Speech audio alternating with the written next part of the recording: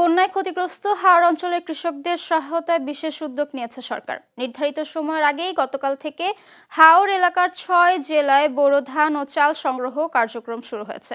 সরকারের এই উদ্যোগের মাধ্যমে ক্ষতিগ্রস্ত কৃষকদের ন্যায্য মূল্য নিশ্চিত করার পাশাপাশি খাদ্য মজুত ব্যবস্থাও শক্তিশালী করা হবে বলে সংশ্লিষ্টরা জানিয়েছেন।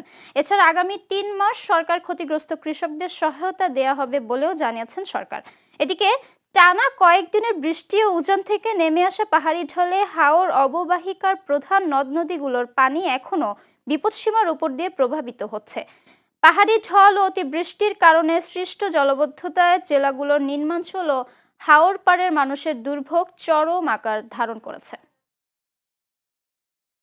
ধান ঝিঙে ভাই নিয়ে সপ্তাহ আউরের ধান আমরা ভারতে না কাটতাম মানে ধান আমরা বেশ মুগাইতো ধান হই নাই ১২-১৪ মন আমরা ভাই না বেচতাম ক্ষেত করছি বাগি লইয়া যাবি ক্ষেত তলে সব দিন। আমার দান মনে করো আমার জমিন ফাইনে নিগাইছে ২ আল মাত্র আমি খাটাইছি মাত্র ১ পাওয়া দিন মাত্র বুঝছেন। ওখানে আমরা কিবা খাইম আমরা বাঁচতাম কিভাবে।